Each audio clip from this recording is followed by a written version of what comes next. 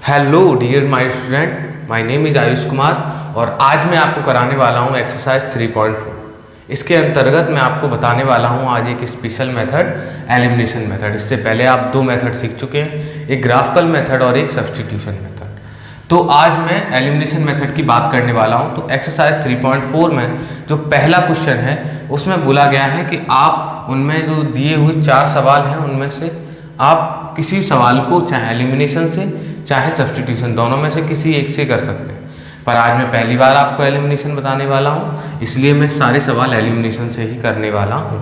तो चलिए शुरू करते हैं अपने क्वेश्चन की तरफ। तो पहला क्वेश्चन में आपको दिया हुआ है x + 5 = 5 और 2x - 3y = 4।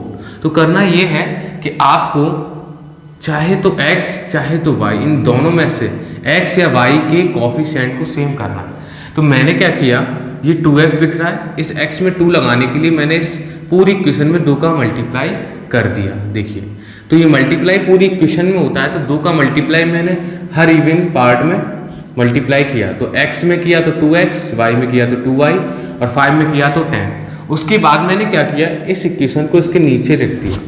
और अब ये 2x दोनों ही प्लस के हैं, तो अगर मैं इसमें से इसको माइनस करूं तो ये इससे पूरी तरीके से कट जाएगा। इसीलिए इसको एलिमिनेशन मेथड बोला जाता है। सबसे पहले इसमें किसी एक वेरिएबल के कोफिशिएंट को सेम किया जाता है, फिर हम उसे एलिमिनेट कर देते हैं। इसी वजह से इसका नाम एलिमिनेशन मेथड है। तो हुआ ये कि ये 2x है, ये भी प्लस का 2x है। अगर एक माइनस होता तो हमारे लिए जोड़ने पर ही वो कट जाता, पर दोनों ही प्लस हैं, इसलिए मजबूरन मुझे एक को माइनस करना पड़ा। तो मैंने नीचे वाली इक्वेशन को नेगेटिव कर दिया। तो नेगेटिव करने की वजह से जो पॉजिटिव था वो नेगेटिव हो गया और जो नेगेटिव था वो पॉजिटिव हो गया। ये जो सिंबल लगे हुए हैं ये यही दिखा रहे हैं कि ये पहले पॉजिटिव हुआ करता था, अब ये नेगेटिव हो गया है। ये नेगेटिव था, अब ये पॉजिटिव, और ये पॉजिटिव था, अब ये नेगेटिव। तो उसके बाद सीधी सी बात है, एलिमिनेशन मेथड के अंतर्गत ये दोनों ही कट जाएंगे।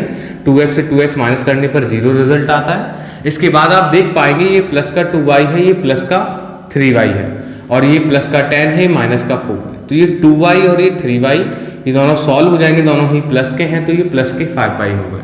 और ये प्लस के 10 है, ये माइनस के 4 है, तो इसलिए -6 बचा आपका। इसके बाद जैसे कि आप देख पा रहे हैं, अब ये सिंगल वेरिएबल में आ चुका है, तो बहुत ही आसान है इसको निकालना। ये 5 को मैंने इधर भेज दिया और ये 5y = 6/5 आपका आंसर। y की वैल्यू आ चुकी है, अब x की वैल्यू निकालनी है। तो ये इक्वेशन ये जगह तो घिरी हुई है, तो सबसे अच्छा तरीका है कि आप इसी इक्वेशन में डायरेक्ट जो y की वैल्यू निकाली है वो पुट कर देंगे। तो put y = 6/5 in equation second. आप इसको इक्वेशन सेकंड बोल सकते हैं, इसको इक्वेशन फर्स्ट। तो इसमें रखने पर ये 2x तो जैसे का तैसा रहेगा, क्योंकि वैल्यू तो y की है। तो -3 और y की जगह पर मैंने 6/5 रख दिया, उसके बाद 4 का 4। इसके बाद मैं क्या करता हूं कि 6 3 जा 18, ये माइनस का 18/5 है बराबर के इस तरफ, तो बराबर के उस तरफ जाने पर ये प्लस का हो जाएगा। इसके बाद मैंने यहाँ एलसीएम ले लिया।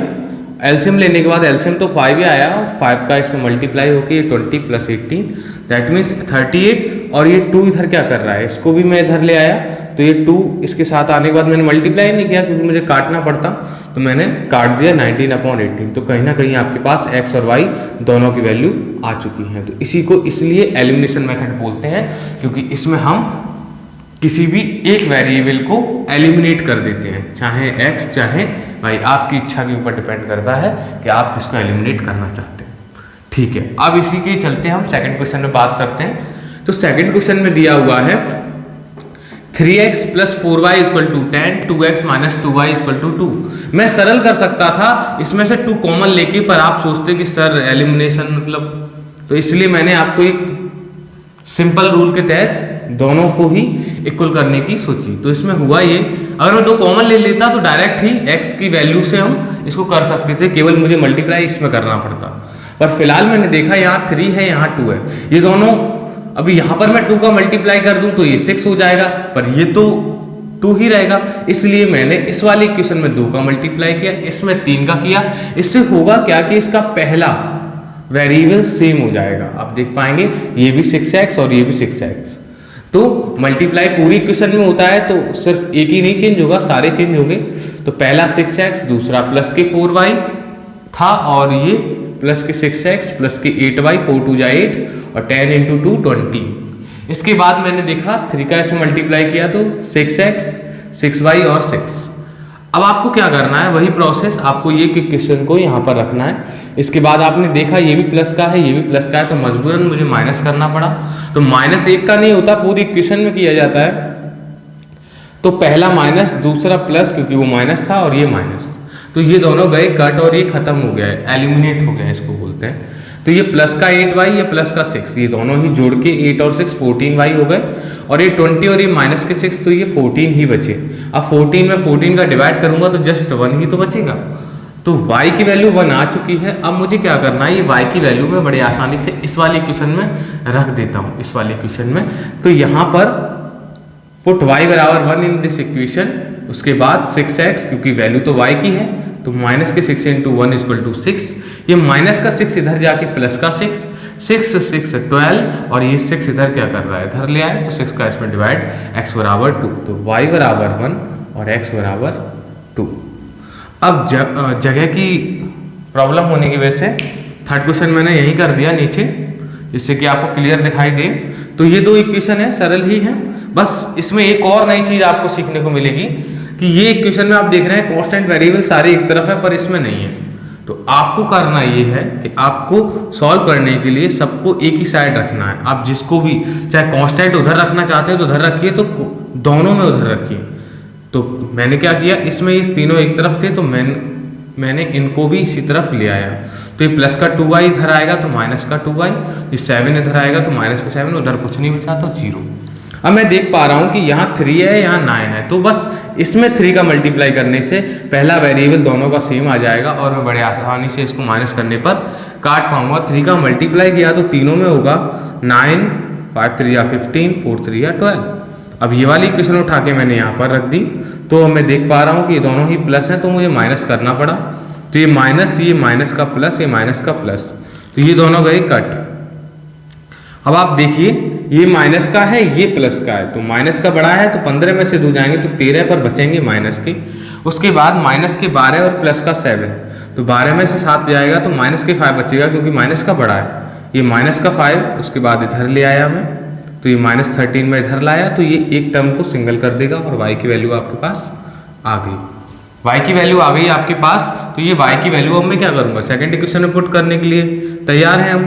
तो ये पुट y बराबर -5/13 इन इक्वेशन, गिवन इक्वेशन ऊपर वाली में। तो y की वैल्यू जब मैंने यहाँ पर रखी, तो ब्रैकेट मैंने इसलिए लगाया क्योंकि एक तो माइनस इसमें लगा है, ऊपर से इसमें और माइनस है, तो ये माइनस माइनस फाइनल में प्लस हो जाएगा, और 5 2 या 10/13, माइनस के 7 जैसा का तैसा और बराबर 0। उसके बाद क्या हुआ, ये माइनस का 7 में बराबर के उस तरफ ले गया, तो ये प्लस हो गया, और ये प्लस का इधर आके माइनस का हो गया। तो एलसीएम लूंगा मैं, तो 13 7 जा 91, और 91 में से 10 जाएगा तो 13, वही प्रोसेस। और 9 से 91 में से 10 जाएगा तो 81, और 9 से मैं इसको काट दूंगा, ये 9 बार जाएगा, और फाइनल में x की वैल्यू आपकी 9/13 आ गई, और y की वैल्यू ये और x की वैल्यू ये। इस प्रकार से ये आपका थर्ड क्वेश्चन भी हो गया। इसमें भी आपने एक नई चीज सीखी कि इसमें सॉल्व करने के लिए एलिमिनेशन मेथड से सारे वेरिएबल को एक तरफ रखने पड़ते हैं, या फिर अगर आप चाहते हैं कांस्टेंट, जैसे यहाँ देख पा रहे हैं कांस्टेंट बराबर के इस तरफ है, तो दोनों ही कांस्टेंट उस तरफ है। पता चला कि एक उस तरफ है, एक इस तरफ, तो आप ये सवाल गलत कर बैठेंगे। तो इन चीजों का आप ध्यान रखिएगा। अब बात करते हैं क्वेश्चन नंबर 4 की तरफ। तो क्वेश्चन नंबर 4 में क्या है, आपको डिनोमिनेटर में कुछ नंबर्स दिए हैं, तो आपको पता है कि सबसे पहला काम तो यही होता है कि डिनोमिनेटर में कैसे इनको हटाया जाए। तो आप इनका एलसीएम लेंगे, 6 आएगा, और ये 3x, ये 2 2 या 4y इक्वल टू -1, और ये मल्टीप्लाई करूंगा तो माइनस का 6। अब ये जाके यहाँ पर एक सिंपल इक्वेशन के रूप में आ पाई है, एक ये, और इसी प्रकार से एलसीएम लेके ये। अब आप देख पा रहे हैं, इसको मिटाल दे रहा हूं, नहीं तो थोड़ा सा अजीब हो जाएगा। यहां लाइन करते हैं, कोई दिक्कत नहीं है। तो अब क्या है, यहाँ 3x है, यहाँ भी 3x, तो हमारे काम तो आसान हो गया कि दोनों के ही वेरिएबल ऑलरेडी सेम है, तो मल्टीप्लाई करने की जरूरत ही नहीं है। तो क्या हुआ, मैं डायरेक्ट ही मैंने इसको इधर रख दिया, और ये दोनों प्लस होने की वजह से मैंने इनको नेगेटिव किया, तो प्लस वाला माइनस, माइनस वाला प्लस, और प्लस वाला माइनस। देख सकते हैं कांस्टेंट दोनों ही उस तरफ है, तो हमारे लिए कोई परेशानी वाली बात नहीं, हमें इधर उधर करने की जरूरत नहीं है, और वो ऑलरेडी उसी तरफ है। तो ये 3x से 3x कट जाएगा, बात खत्म, एलिमिनेट हो गया x की वैल्यू।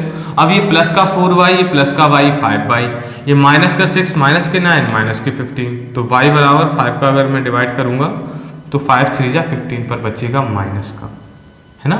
ये माइनस प्लस का बड़ा परेशान करते हैं, तो जरा ध्यान से कीजिएगा।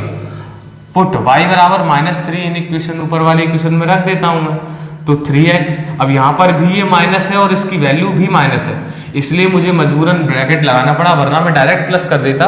पर आप सोचते सर ये कैसे हो गया, इसलिए मैंने आपको बता दिया कि आपने y की जगह पर -3 रखा है, तो -3 वहाँ ऑलरेडी होने की वजह से वो माइनस माइनस प्लस हो गया।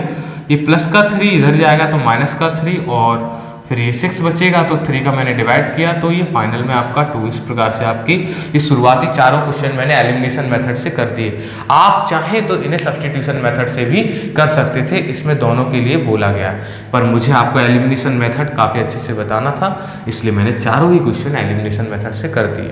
तो अब हम बात करते हैं प्रॉब्लम सॉल्विंग के क्वेश्चनों की। इनको भी हमें एलिमिनेशन मेथड से ही सॉल्व करना है। तो इसमें क्वेश्चन 5 है, तो फर्स्ट क्वेश्चन ये है। तो फर्स्ट क्वेश्चन मैं रीड कर लेता हूं। फर्स्ट क्वेश्चन में दिया हुआ है, if we added 1 to the numerator and subtracted 1 from the denominator. तो सबसे पहले तो हमें यहाँ फ्रैक्शन कंसीडर करना होगा। Fraction is numerator upon denominator. तो यहाँ मैंने एक्स वाई नहीं माना है, एन डी माना है, जिससे मेरे लिए इजी रहेगा। तो यहाँ पर बोला गया है कि सबसे पहले if we added 1 to the numerator, numerator में अगर मैं 1 ऐड कर दूं और उसके बाद डिनोमिनेटर में 1 सब्ट्रैक्ट कर दूं, तो जो वैल्यू आती है वो 1 आती है। 1 छोटा सा लिखा हुआ है, आपको शायद लगे पता नहीं क्या है, पर वो इसकी वैल्यू है कि ऐसे जोड़ने पर और 1 जोड़ने पर और 1 घटाने पर वो वैल्यू 1 हो जाती है। बाद में आपको प्रूफ करके बता दूंगा कि कैसे हो जाता है। उसके बाद एक दूसरी लाइन में लिखा हुआ है, if we only added 1 to the denominator. अब डिनोमिनेटर में केवल एक जोड़ें तो वो आपको 1/2 देता है। इन्होंने शुरुआत में बोल दिया है it become 1/2 if we only added 1 to the denominator. What is the fraction? तो फ्रैक्शन तो हमने शुरुआत में कंसीडर कर लिया था n/2। तो यहाँ पर n और d की अलग अलग वैल्यू निकाल के हमें फ्रैक्शन को बताना है। इस प्रकार का क्वेश्चन आपने पहले भी एक्सरसाइज में किया हुआ है सब्स्टिट्यूशन मेथड से। तो चलिए शुरू करते हैं। तो क्वेश्चन में सबसे पहले आपको यहाँ पर क्रॉस मल्टीप्लाई करना होगा। क्रॉस इजी है, n+1 एक तरफ d-1, यहाँ पर भी सेम 2n और ये d+1। अब क्या है, कुछ इधर है कुछ इधर है, तो मैंने क्या किया, सबको इधर ले आया बराबर के। तो ये d इधर आके माइनस का d हो गया, n तो जैसा था वैसा ही है, d इधर आके माइनस का, और ये प्लस का 1 तो था ही, ये माइनस का 1 इधर आके प्लस का 1 और हो गया। तो ये +1 +1 प्लस के 2 हो गए। अब यहाँ पर देखते हैं यही काम मैंने यहाँ किया, तो ये 2n है, ये d इधर आके माइनस का और 1 इधर आके माइनस का। अब हम बात करते हैं यहाँ एलिमिनेशन मेथड की। तो एलिमिनेशन में जैसे कि आपको मैंने प्रीवियस क्वेश्चनों में बताया है कि यहाँ फर्स्ट को सेम करते हैं। तो यहाँ n है या 2n है, तो आपके हिसाब से या मेरे हिसाब से ही इसमें आप 2 का मल्टीप्लाई करेंगे। तो पर मैंने आपको बोला था कि आपको एक कोएफिशिएंट सेम करना होता है। इसमें अच्छी बात यह है कि आपको n के बाद जो आने वाला सेकेंड कोएफिशिएंट है d, ये d है, कोई जीरो मत समझ लेना, d है। आप देख पाएंगे ये भी d है और ये भी d है, तो कहीं ना कहीं ये दोनों के कोएफिशिएंट सेम है, d के कोएफिशिएंट सेम है। तो हमें इसमें कुछ करने की आवश्यकता नहीं है, बस इस इक्वेशन को उठा के मैंने यहाँ पर रख दिया। इसके बाद क्या हुआ, मुझे ये पता है ये भी माइनस का ये भी माइनस का, अगर मैं यहाँ ऐड करता हूँ तो ये दोनों जुड़ जाएंगे, कटेंगे नहीं, एलिमिनेट नहीं होंगे। इस वजह से मैंने इसको नेगेटिव कर दिया। तो पहला पॉजिटिव था तो नेगेटिव, ये नेगेटिव था तो पॉजिटिव, ये नेगेटिव था तो पॉजिटिव। इसके बाद क्या हुआ, ये d से d गया कट, क्योंकि ये माइनस था और ये प्लस था, तो ये n और ये माइनस का 2n, माइनस का 2n बड़ा है इसलिए माइनस का n, ये दोनों कट गए तो 0 बचा, ये भी प्लस का 2 ये भी प्लस का 1, ये 3 हो गया। अब ये प्लस का 3 जब बराबर के उस तरफ जाएगा तो -3 हो जाएगा और माइनस से माइनस कट जाएगा, तो आपके सामने आपका न्यूमरेटर हाजिर है। इसके बाद इस न्यूमरेटर का क्या करना है, अब आप इसको आराम से यहाँ से, क्योंकि यहाँ तक हमने सॉल्व पढ़ लिया था, यहाँ पे आप पुट कर सकते हैं, पुट n बराबर 3 इन दिस इक्वेशन। तो n की जगह पर जब आप 3 रखेंगे तो 3 2 जा 6 माइनस d माइनस 1, तो 6 में d तो सॉल्व होगा नहीं तो 1 को करना पड़ेगा, तो d minus 1 that means 5, cut जाएगा, और ये 5 इधर जाके -5, माइनस से माइनस कट गया, d बराबर 5। तो n और d निकाल के खुश मत हो जाना, क्योंकि यहाँ n और d नहीं पूछे हैं, यहाँ पर फ्रैक्शन पूछा है। तो फ्रैक्शन होता है न्यूमरेटर अपॉन डिनोमिनेटर, न्यूमरेटर की वैल्यू 3, डिनोमिनेटर की वैल्यू 5। अब चेक करना है तो देखिए मैं आपको बताता हूँ, अगर आप 3/5 है, ऊपर वाले में एक जोड़ दें और नीचे वाले में एक घटा दें, तो आप देख पा रहे हैं 4/4 यानी कि 1 है ना। और यही चीज अगर मैं दूसरे में चेक कराऊं, न्यूमरेटर 3 है, डिनोमिनेटर में बस आप एक जोड़ दें तो ये क्या हो जाता है 3/6, तो ये वापस से क्या हो गया 1/2 है ना। कितनी कमाल की बात। इस तरीके से आप चेक भी कर सकते हैं अपने आंसरों को कि आपके आंसर सही हैं या गलत। अब हम बढ़ते हैं अपने नेक्स्ट क्वेश्चन की तरफ। तो क्वेश्चन नंबर 2 एज प्रॉब्लम वाला क्वेश्चन है। तो इसमें बोला गया है 5 ईयर एगो, है ना, 5 साल पहले, तो Noori was thrice as old as Sonu, और 10 ईयर लेटर 10 साल बाद Noori will be twice old as Sonu, 2 गुनी ही रह जाएगी 10 साल बाद। तो how old Noori and Sonu. तो सबसे पहला काम है यहाँ कंसीडर करना नूरी की प्रेजेंट एज और सोनू की प्रेजेंट मतलब आज के दिन में जो भी उनकी उम्र है उसको। फिर हम बात कर पाएंगे 5 साल पहले या 10 साल बाद की। तो सबसे पहला केस इन्होंने दिया है बिफोर 5 ईयर, 5 साल पहले। वहां पर लिखा हुआ है 5 ईयर एगो से ही मतलब वही होता है, पर ये बिफोर और आफ्टर इजी पढ़ते हैं इसलिए मैंने आपके लिए लिख दिया है। तो होगा क्या, 5 साल पहले, दोनों ही 5 साल कम होंगे। नूरी की उम्र आज x है तो 5 साल पहले x - 5 होगी, और सोनू की उम्र आज y है तो 5 साल पहले y - 5 होगी। तब ये नूरी सोनू से 3 गुना बड़ी होगी, तो बड़ी नूरी है इसलिए सोनू में 3 का मल्टीप्लाई करने से ये इक्वेशन बैलेंस हो पाएगी, नहीं तो ये और बड़ी हो जाएगी अगर 3 का मल्टीप्लाई इसमें कर दूंगा। इसलिए इक्वल करने के लिए मैं सोनू में 3 का मल्टीप्लाई कर देता हूं जिससे कि ये इक्वेशन इक्वल हो जाए। उसके बाद 3 का मल्टीप्लाई किया और बाकी सारी चीजें मैं इधर ले आया, नो कंफ्यूजन, डायरेक्ट सॉल्यूशन। तो सारी चीजें मैं इधर ले आया, तो ये पहले मैंने x लिखा, अब ये 3y इधर आके माइनस का 3y, ये 5 लिखा हुआ था मैंने लिख दिया, ये 15 इधर आके प्लस का 15, ये दोनों सॉल्व हो गए प्लस का 10। तो यहीं पे फिर यहाँ देखते हैं सेकंड केस में दिया है आफ्टर 10 ईयर, तो 10 साल बाद, आज से दोनों ही 10 साल बड़े हो चुके होंगे, नूरी भी x + 10 और सोनू भी y + 10। तब बोला गया है कि वो ट्वाइस रह जाती है, क्योंकि 10 साल बाद तो रह ही जाएगी ना, तो 2 टाइम्स रह जाएगी। तो बस बड़ी तब भी नूरी है तो 2 का मल्टीप्लाई आप सोनू वाली एज में करेंगे जिससे कि ये इक्वेशन बैलेंस हो जाएगी, और 2 का मल्टीप्लाई करके सेम प्रोसेस सारी चीजें मैं इधर लेके आया और ये फाइनल आपके पास ये एक इक्वेशन आ गई। अब क्या करना है, एक इक्वेशन ये, एक इक्वेशन ये। अब मुझे दिख रहा है फर्स्ट वेरिएबल दोनों में सेम है, तो क्यों हम भागे इधर उधर, तो सीधे इसको उठा के मैंने यहाँ रख दिया। तुरंत मुझे दिखा ही दोनों ही प्लस है तो मुझे एक को माइनस करना होगा, तो मैंने माइनस प्लस प्लस सबके निशान बदल दिए, तो ये x से x कट गया, ये 0 ही हो गया। अब ये माइनस का 3y, ये प्लस का 2y, तो बड़ा तो माइनस का है तो माइनस का y बचा। अब ये प्लस का 10, ये भी प्लस का 10, तो फाइनल वाला सिंबल माना जाता है, ये लिखा ही इसलिए जाता है कि अब माइनस की आस छोड़ दो, प्लस को ले लो, तो +10 दैट मीन्स +20।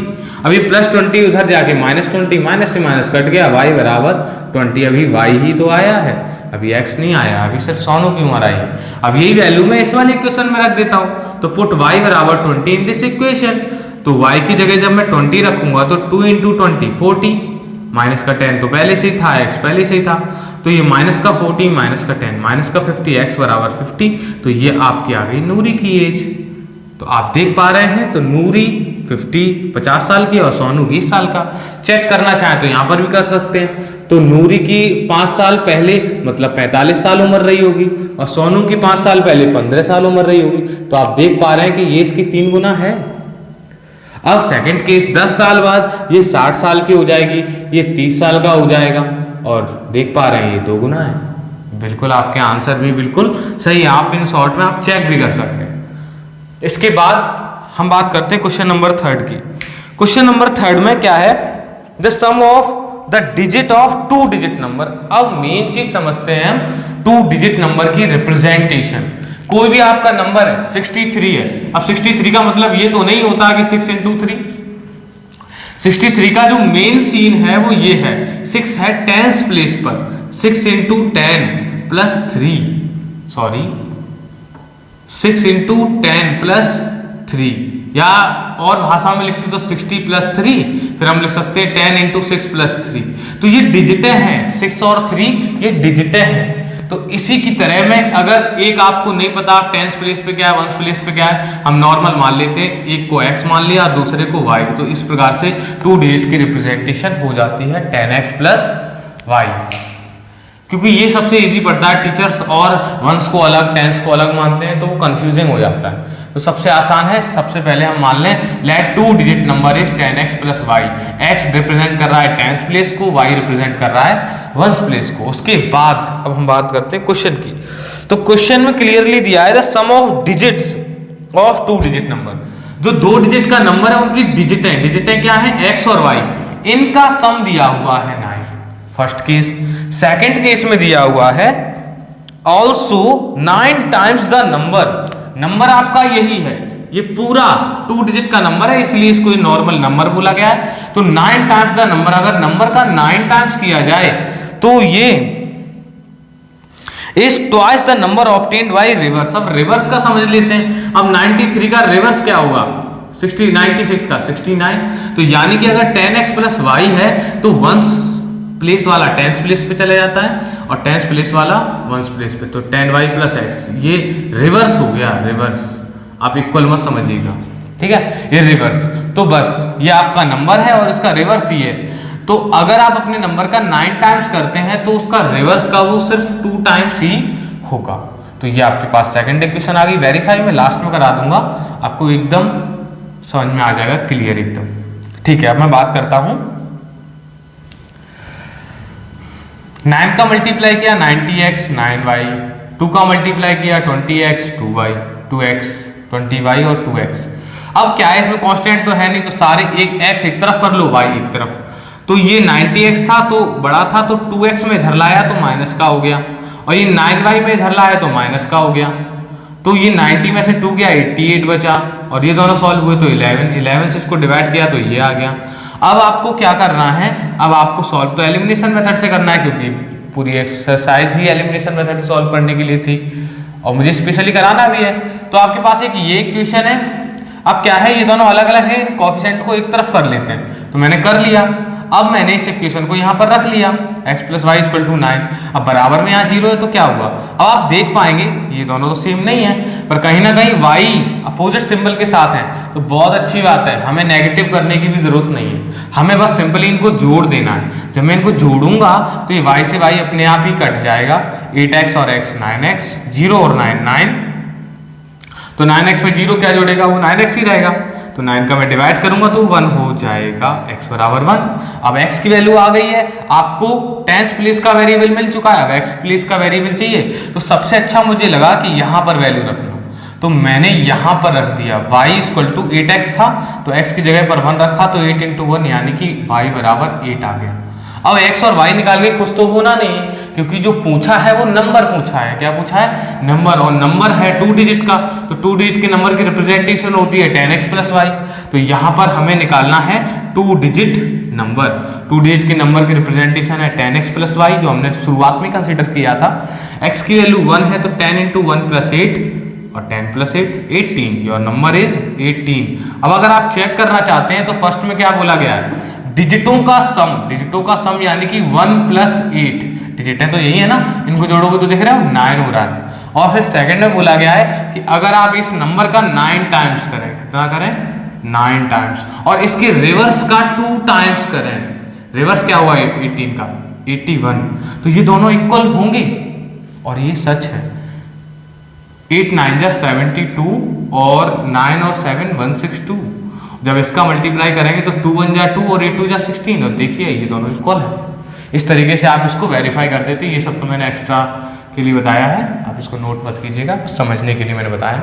इस प्रकार से आपकी ये वीडियो खत्म हुई। तो अब हम बात करने वाले हैं क्वेश्चन नंबर 4 की। तो क्वेश्चन नंबर 4 में दिया हुआ है, Meena went to a bank to withdraw 2000 rupees. 2000 रुपये निकालने के लिए मीना बैंक में गई। She asked the cashier to give her 50 rupees and 100 rupee note only. तो उसने उससे 50 रुपये और 100 रुपये देने के लिए पूछा। तो मीना गॉट 25 नोट्स, तो मीना को 25 रुपए मिले, 25 नोट्स मिले, मतलब नंबर ऑफ नोट्स, जो नोट थे 50 के और 100 के वो कुल मिला के 25 थे। ये नहीं पता कितने 50 के थे कितने 100 के थे। तो यहीं से क्वेश्चन स्टार्ट हो जाता है कि आपको नहीं पता तो नंबर ऑफ नोट ₹50 और नंबर ऑफ नोट ₹100, तो वही चीज आप यहाँ कंसीडर कर लेंगे। तो let the number of note of ₹50 is X और number of notes of ₹100 is Y। तो यहाँ उनके नोटों की संख्या, ये काउंटिंग्स हैं, इनके नोटों की काउंटिंग्स, 50 के नोट हमने मान लिए X, 100 के नोट मान लिए Y, तो उन दोनों की काउंटिंग 25 है। इसके बाद वहां पर कॉस्ट उन्होंने 2000 रुपए दिए हुए कि उसने 2000 रुपए निकाले हैं। तो अगर मैं प्राइस निकालना चाहूँ तो 50 के नोट कितने हैं, अगर मैं उसमें मल्टीप्लाई कर दूं तो वो एक कॉस्ट निकलेगी 50 रुपए के नोट की कितने रुपए हैं, और 100 का मल्टीप्लाई उनकी नंबर ऑफ नोट्स में कर दूं तो मुझे पता चल जाएगा 100 के कितने रुपए हैं। तो अगर 50 और 100 रुपए के मैं मिला दूं तो मुझे ये पता है कि 2000 है, पर ये नहीं पता कि 50 के कितने 100 के कितने हैं। तो इस तरीके से ये इक्वेशन जनरेट हो जाएगी। ये बिल्कुल साधारण सा है कॉन्सेप्ट कि 50 के नोट कितने और 100 के नोट कितने, क्योंकि हमें नोटों की संख्या नहीं पता कि कौन से कितने, पर ये पता है टोटल मिला के 25 है, इसलिए एक इक्वेशन ये बनती है, एक इक्वेशन ये। तो केस फर्स्ट और केस सेकंड। इसके बाद हम थोड़ा सा इसे सिंप्लीफाई करते हैं, थोड़ा हल्का करते हैं। तो 50 में अगर कॉमन लूँ तो यहाँ x बचेगा, यहाँ 2y, और इस 50 को मैं यहाँ डिवाइड कर दूँ तो 0 से 0 और 5 से 24 बार, तो एक 0 बचेगा। तो आपके पास इक्वेशन आ गई x + 2y = 40। तो ये वाली इक्वेशन मैंने उठा के यहाँ रख दी। क्यों रख दी? क्योंकि मुझे दिख रहा था x और x बिल्कुल सेम टू सेम। तो मैं डायरेक्ट अगर इसमें सब्ट्रैक्ट कर देता हूँ तो x से x कट जाएगा, एलिमिनेट हो जाएगा, और 2y में से y जाएगा तो y, और 40 में से 25 जाएगा तो 15। तो कहीं ना कहीं आपको नंबर ऑफ 100 रुपीज़ के नोटों की संख्या पता चल चुकी है। अब आपको क्या पता करना है? नंबर ऑफ नोट, 50 रुपए के कितने नोट हैं वो पता करने हैं। तो सीधी सी बात है, ये वैल्यू मैं सीधे इक्वेशन सेकंड में रख दूंगा या केस सेकंड में रख दूंगा। तो y = 15 रखते ही 15 इधर आके माइनस, और आपको पता चल जाएगा कि आपके 50 रुपए के कितने नोट थे। तो 50 रुपए के 10 नोट थे और 100 रुपए के 15।